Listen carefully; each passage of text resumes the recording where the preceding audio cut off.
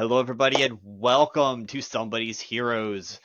I'm Eric, I'm the Dungeon Master, and I am here today, but I'm going to introduce who I'm here with and let her do it instead of me. I talk a lot anyway. Hello, everyone. My name is Yudi. That is Y-U-R-I. If you don't know me already, you can find me at Yudi and the Beast absolutely everywhere. I will be playing the elven Morwen Senatore today. We'll see how that goes. Oh, yes. So, we're going to go back in time. The start of the campaign is in the future for you still. You still have quite a while to go before you get there. But today's a special day for Morwen, but she It doesn't is a know it very yet. special day. Where would Morwen be on this, let's call it a day in September? Right now, um, she would probably be in one of the institutes. So she would be in the institute that she is the head of, which is the Empatiel, the Institute of Energy Research and Development, Okay. located in one of the bigger kind of frozen islands to the north of the territory. Oh, so you're on the northern end of Artemir then. Mm-hmm. Fantastic. So you are you actually get while you're doing the research or whatever you're doing, reading a book or a stack of papers, sitting at your desk, you get a ping in your head. Just ding, ding, ding. It's like a little sonar ping. This is a ping you recognize who it is from. It is from your colleague, Haldir, who is the head of Nase, and a close friend of yours. Do you accept the ping? Yes. Okay. Fantastic. I got it. I got it. I figured out the problem. You're going to have to talk slower. It, everything was dead. Brains, hearts, everything was dead. It needs life. Life Where are begets you? life. Are you in the lab? On my way. And you're sure? Life begets life. Death cannot beget life. It makes so much sense. We missed the obvious. I'll be there as soon as I can. Click. Um, Morwen has the institutes in Artemir are connected via permanent teleportation circles. Mhm. She, being the head of this particular institute, has a teleportation circle that goes to her home as well, since she has to travel back and forth almost daily. I So mean, she yeah. goes, yeah. So she walks from where she was to her personal office Mhm. within the institute, not even like, brisk pace, not even looking at anybody. People are like, hey, miss that, just ignoring everyone Mhm. as she walks straight to her office, closes the door, locks it, um, and goes to the end where it looks like there is nothing, as they are protected by a magical aura. Um, but she dispels it, and a circle appears on the ground, and she stands in it, simply says, Sonature, and she disappears from where she was and appears in her office in her home estate, where another identical circle lays on the ground. She walks out of it. Just Go ahead and describe. You're walking right out of your office. Okay, cool. Go for it. Yeah, she Yeah. No, she you're good. goes straight to the lab. Perfect. Yeah, which is situated underneath her family estate. Very good. And you see a dimension door. Just. And Haldir walks straight through. What does Morwen look like as Haldir is stepping through into this lab? What does the lab look like, and what does Morwen look like at this moment? Um, Morwen just like grabbed her cloak on the way out, so it's not even fastened. She just threw it over her shoulders as she was just making her way.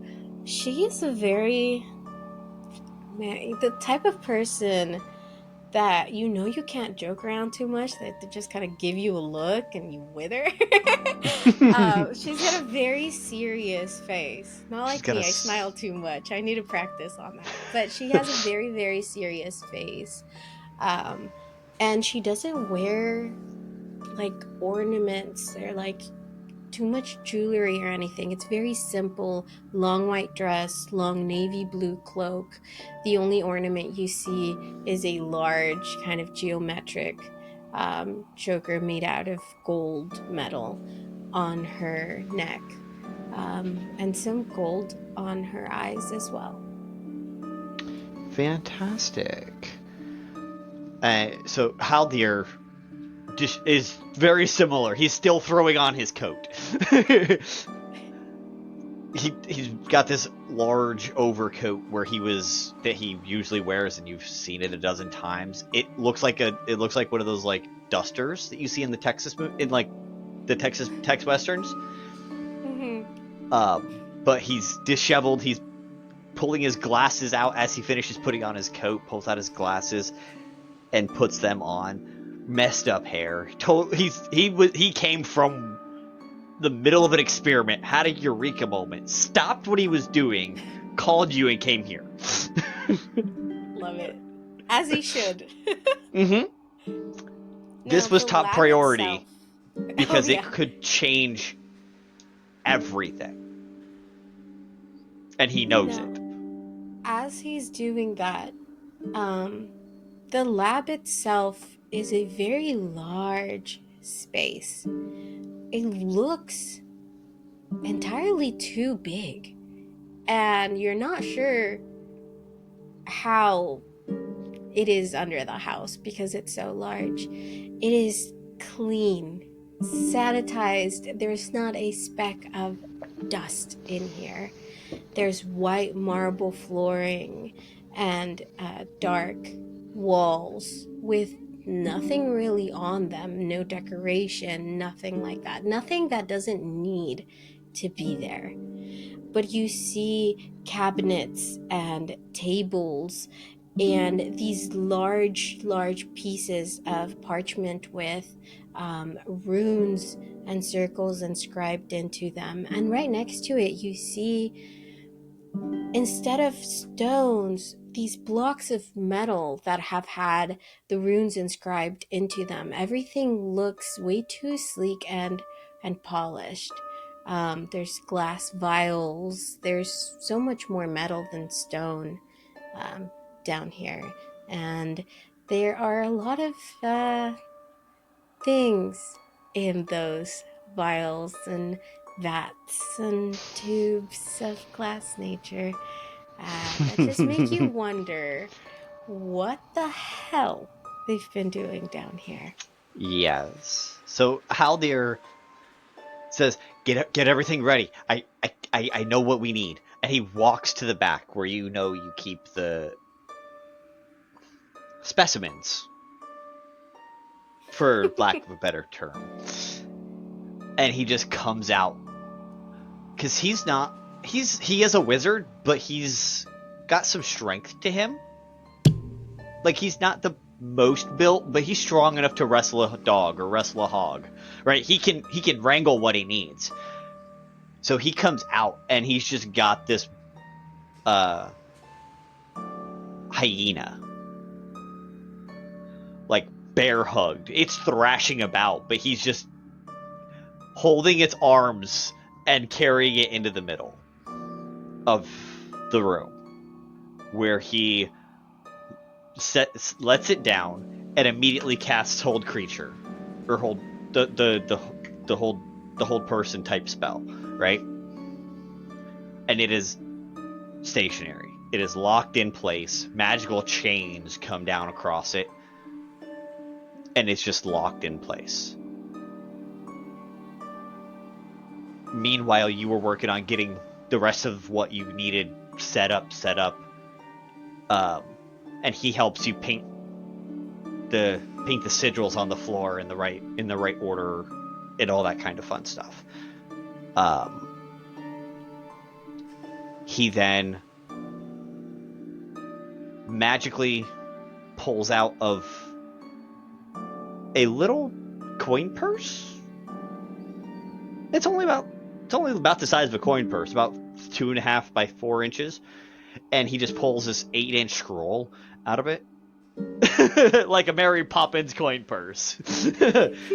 I was gonna say, like, you know, the clowns when they pull they keep Just pulling. Yep, just and he just pulls out this scroll you had him keep for safety. He hands it to you and says, "Are you ready to make history?" I'm always ready. All right, let's get going. And he just stands opposite you, ready and waiting for you to begin. So Morwen waits until he puts his hand right on the edge of the circle. We agreed that we would do it together because some of our previous iterations almost completely drained us just because of how much magical energy it required. And that's why he called you today. He puts his hand, she nods, puts one of her hands next to his on the circle, and holds the parchment with the other so she can read the incantation. And when he nods back, she begins. Ne minuyal tolu, ir dirich gelair, awarthanen, ir ini alelt quanin, il ilthina yamar darfa. So it starts off as you expect. You feel magic flowing out of you. You see it flowing out of him. You guys are glowing this. You're glowing like a purple and black, almost like obsidian color. And he is glowing this like fire red and orange that is transmutation, his school of choice. And the two go around the circle from their sides, and then they start mixing into this beautiful, like, burnt sienna type color.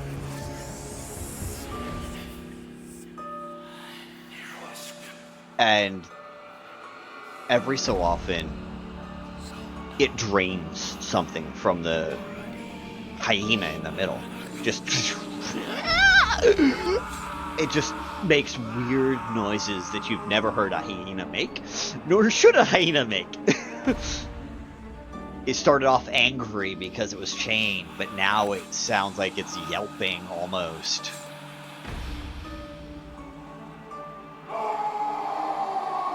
The diamond that was placed underneath its feet does not appear any different. And so she keeps reading. Man tarthon alinon nugalat and viret. Adrian vielanir eni abine. Brethil nui melin eni abine. Gwilwileth dor alf eni abine. Dinu alfada teluin and find. Okay. At this point, I need you to roll a concentration check for me. He's going to do so as well. Right. Oh my god, that is so bad. First roll and it's trash. 10. You rolled a 10. He rolled an 8. Mm. We tried. So go ahead and make a perception check. You passed yours. Yours was not a problem. Yours was just, it was just DC 10. Like, it was a flat, just maintain concentration. Perception.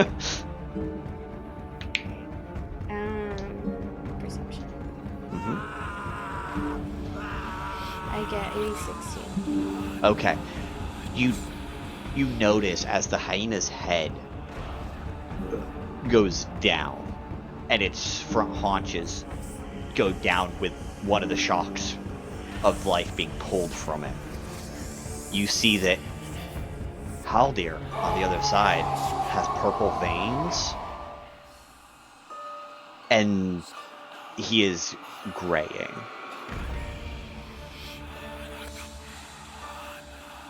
He looks like you can see him like trying to pull away to stop, but it's not working. Nothing seems to be able to break this. It's too far along. Are you going to continue, or are you going to stop saying things?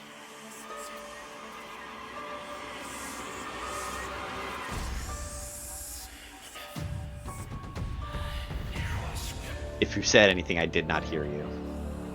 Oh, does the gem in the middle look any different? It looks like it's starting to glow his orange color, whereas he is looking your color.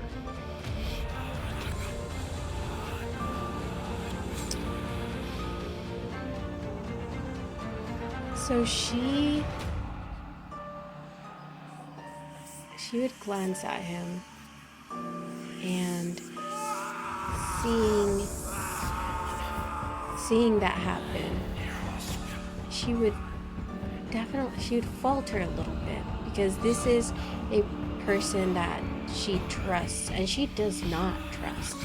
This is the only person in the world, in her life, that has ever been deemed worthy by her to receive access to this lab. But then she thinks about the hundreds of years that it even took to get this far. She started working on this well before he came along. And regardless of how important he is and has become,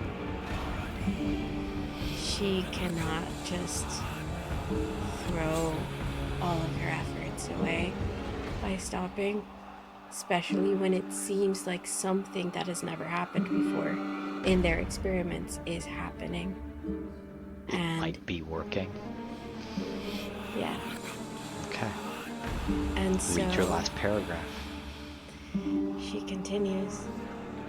I lais emalorn emetiai elas Stephen elas firep gartinen hirdanatha ir galaid fir sie quanamenen si quanathon yamar garelas vi gamen. As you say that last word, you see Haldir open his mouth, and out of his mouth comes an orange orb that floats through the hyena, where it turns black with an orange glow, straight into the diamond. The diamond turns jet black. It has this faint orange and purple glow, of the color of both of your magics, as all the magic from the outer ring swirls in a spiral down onto the inside, immediately necrotizing this hyena, which wakes up in skeletal form with purple eyes and just sits like a good boy.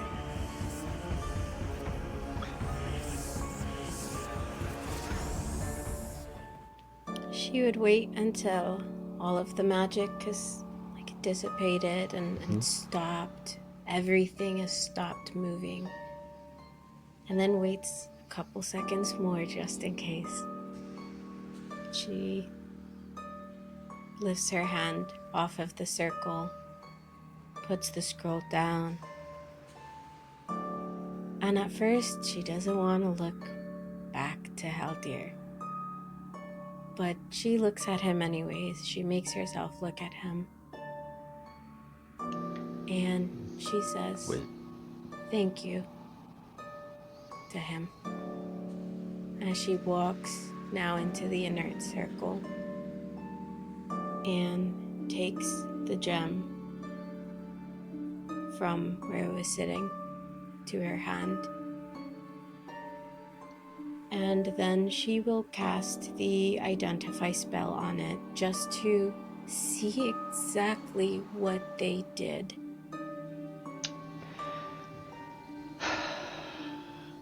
So through your identify spell, you hear Haldir's voice.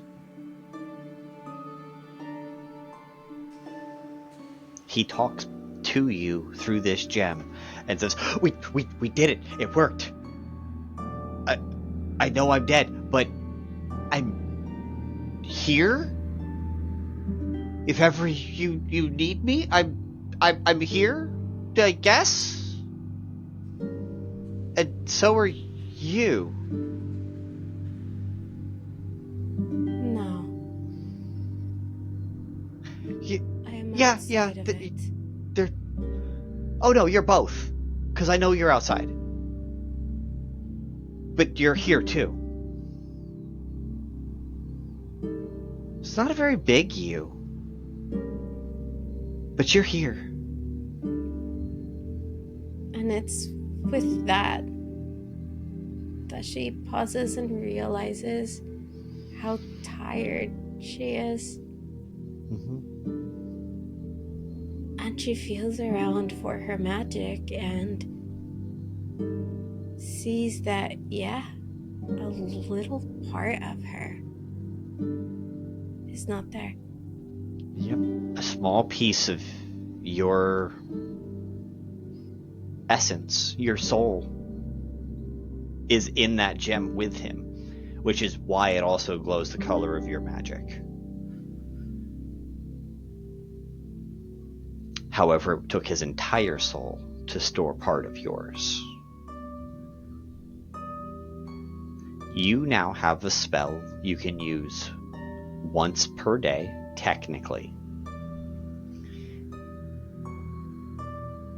It is one we will work on building together, but it is a unique spell. It is the spell you that you guys just crafted and figured out the success for.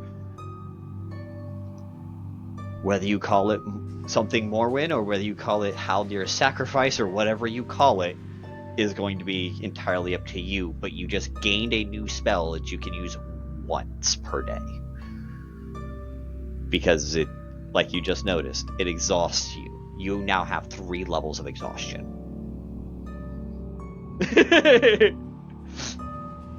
Oof. Oof is right. Oof is right. So, yeah, congratulations. You technically succeeded in whatever you were trying to do. And part of your soul is now safe within this gem. What are you going to do with this gem? Are you going to carry it with you? Or are you going to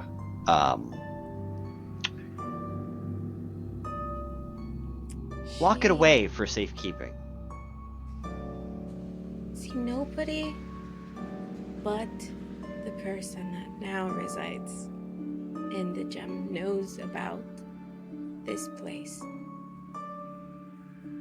And she was just gonna bury it somewhere, but she can communicate with him and he's not gone. And she doesn't know how to come to terms with that. And her first thought was, this brilliant soul, the person that she considered smartest only underneath herself, was lost forever to the world. Mm-hmm. But he's not, technically. And so she will keep him here in her lab, and she realizes he can continue to assist her, and maybe not like he used to.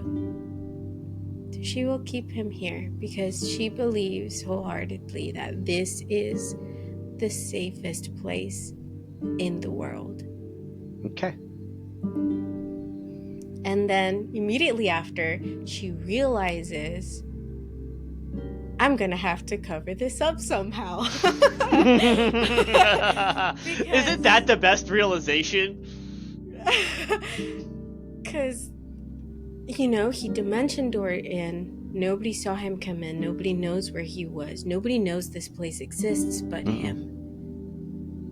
But the head, a council member, one of the 7, is not returning to the table. And that is... he might be. He might be. He just won't be in a physical form. Yeah. But it's a big deal. And it's a big deal. I think that is kind of what... So she doesn't let herself celebrate because she's like, I'm not out of the fire yet. You're out of the furnace and into the fire. Because this posed some complications. And she's too tired to think about it. She's too tired to figure anything out right now. And she thought she killed her friend and then realized that she kind of did, but kind of didn't. And then, just everything she's gonna have to do to keep this a secret and make sure that none of this gets to anyone. Oh, yeah, absolutely. She wants to go to bed and think about this tomorrow. Fantastic. So, because this is a secret lab, how do you get in and out? Because we've only done it through teleportation circles and a dimension door, and how do you otherwise get out of here? Or is it just using the teleportation circle to go just upstairs? Yes, so the teleportation circle in her home is attuned to a couple of important places.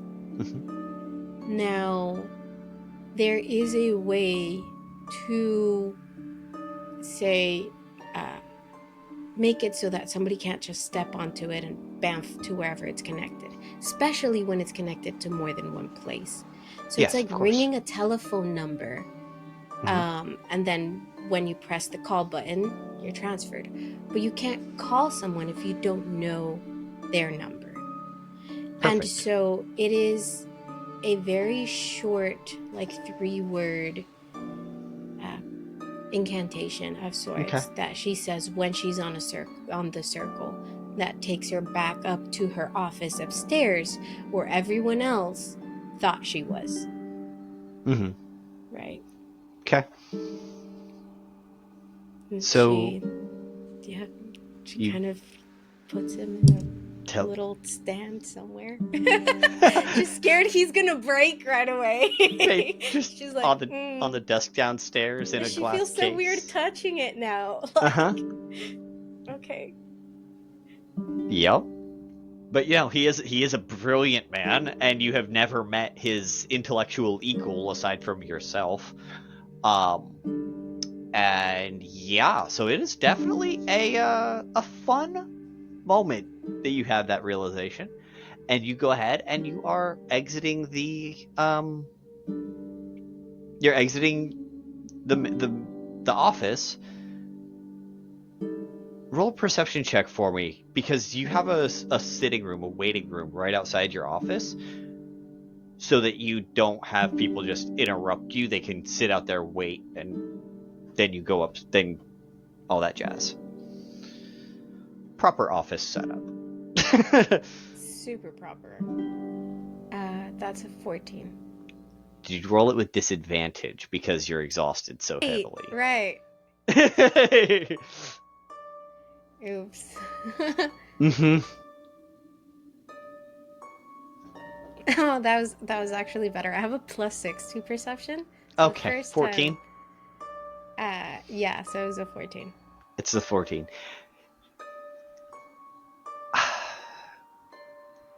It's still daytime, which is the only reason you notice. Sitting in a armchair, facing your door, as you come out, it's about they're sitting about 20 feet away from you. Is what looks like an otherwise empty black cloak. They look like they're sitting about 5 feet. Their torso looks to be about 5 feet tall. The rest of them is sitting comfortably with their feet planted on the floor. If they were to stand up, you'd guesstimate right around the 7 foot tall uh, caricature. But you can't see anyone under the cloak, but you can tell the cloak is filled. And they're just sitting there with what looks like uh, their feet just firmly planted on the floor. Wrapping what looks like the wrapping finger motion under the sleeve of their cloak.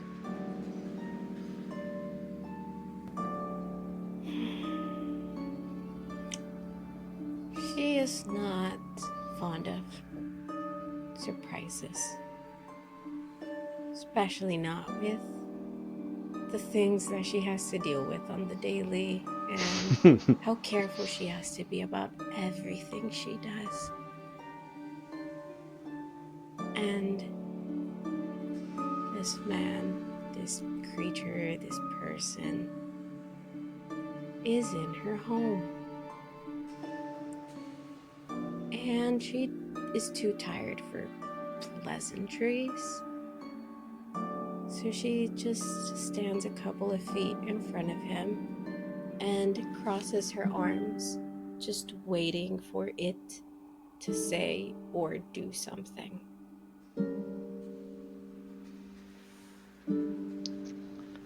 So, the cloaked figure stands up. It is now Haldir's height. Drops the cloak hood, and you see Haldir's face. I hate you, Eric.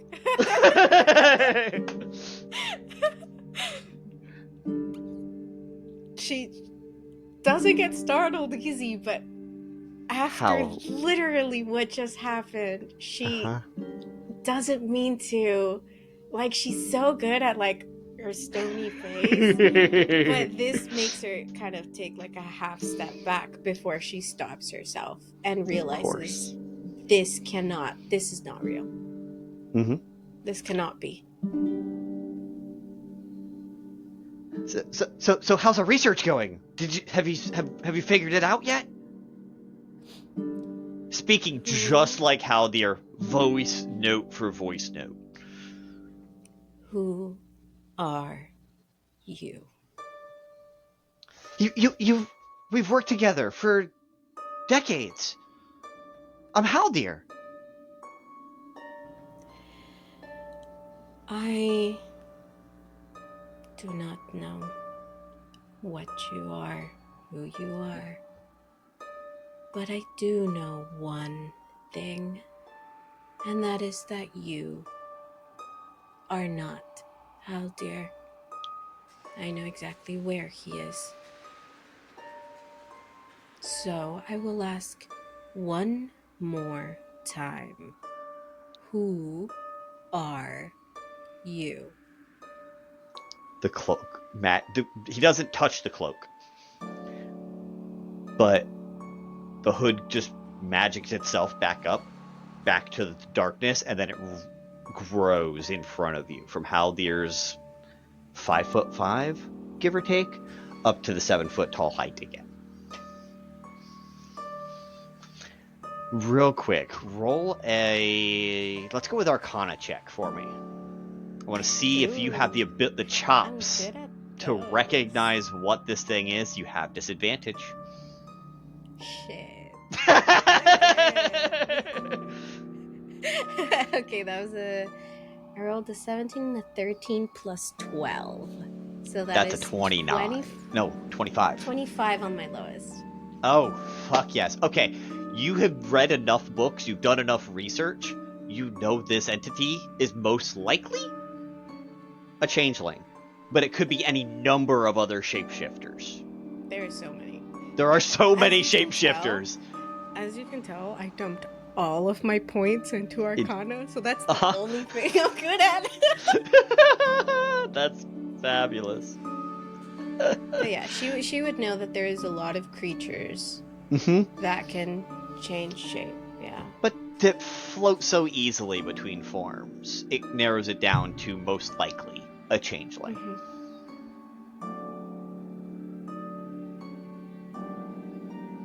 Are you gonna? How does Morwen respond to seeing this happen, or does she let him say the first words? She waits. Okay. I see you know what I am.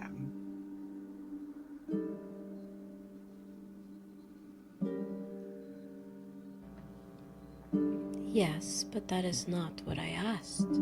I asked who you are. A brilliant mind such as yourself might be able to put this together. But I'll just tell you, save us all some time. I am the founder. The founder, even in your dazed state, registers for you. There's one other city that is anywhere near the same technological level of Artemir. Artemir got there very aggressively. This place has gotten there over the course of 2,000 years, ever since the asteroid fell that created the city of Tauliva. They have been growing into a city that is carefully arcanotech, right? But it was all started over about 2,000 years ago by a character known as the Founder. Never gives a name. It's not John Scott's the Founder. It's just the Founder. Any record of them ever is just the Founder. But 2,000 is... that can't be right. Could it?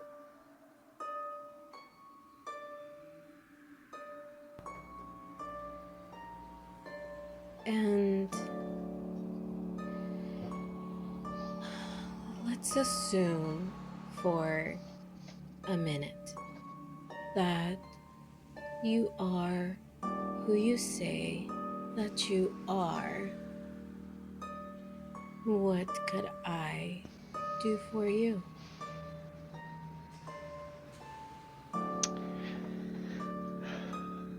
Roll a... You get to choose whether it's persuasion or deception, but it's your composure. Because you are tired, you are exhausted. Dude, I'm so fucked up. Yeah. Right? Just to see how much of a read he's getting on you, this is just an opposed against his insight. Yeah, I'll do deception then. Okay. Once and twice because I got disadvantage. That is a 13. Okay. He got a dirty 20. Of course he did. He's a founder. He rolled the 13, but he is like, I sense that there is a change in you. Something is different from the last time we met. I do not believe we've ever met. How else would I have known who I knew and knew about your lab? Great work hiding it from me. As you just see the sleeves clap. You have not seen any indication of any coloration of this figure or face or nothing. It's just this moving cloak. Yeah, she's pissed. And not hiding it very well. No, She's not happy. However, your brilliant mind and the work you are doing towards immortality, no matter how corrupted it may be, will prove most useful in bringing forth change. You and this entire archipelago of Ardamir have been always about pushing boundaries and making better and doing better and being better than you were yesterday. Not than you were a decade ago, where you were yesterday. I need that mentality on my court.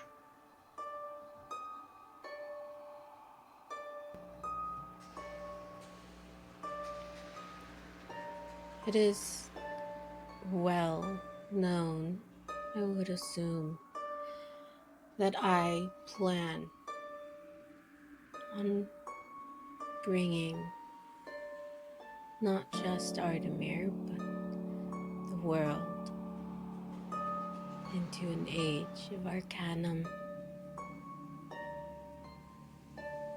So I do not find it surprising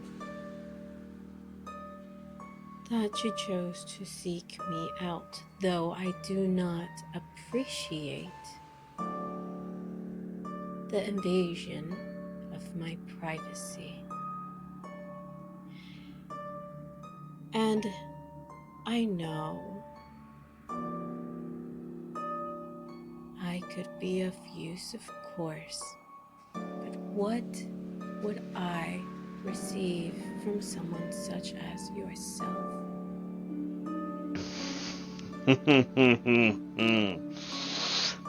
Immediately on the floor, you just see black necrotic magic as a body appears, dressed and appropriately depicted as Haldir. Wait, does it look like the shriveled up body that was there No, is now no, here? no. Or is Live Haldir. Live Haldir. Okay. But I dead. was like, bitch. Okay. This is a body to let you do what you have to do. I see. However, you seek to impact the world, to impact all of Torsamil and beyond. You're gonna need allies. And those allies are waiting for you in the court, should you choose to accept.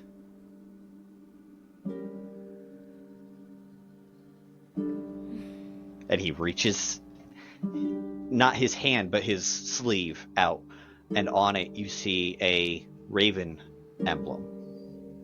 That is just a raven with its wings spread that looks like a cloak clasp. And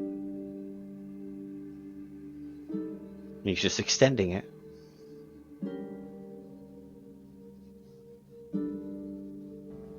And is this something I have to decide immediately?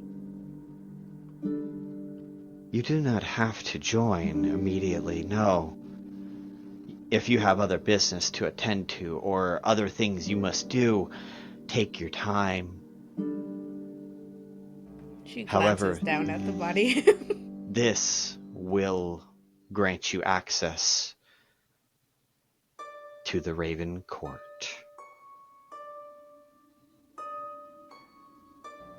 See, thoughts going through her head right now. First of Uh-huh. all, she doesn't like him because she likes her secrets, and nobody knows anything if she doesn't want them to. Mm-hmm. And she's pissed. But she's not stupid. In fact, she is the opposite. And she realizes that if he is who he says that he is,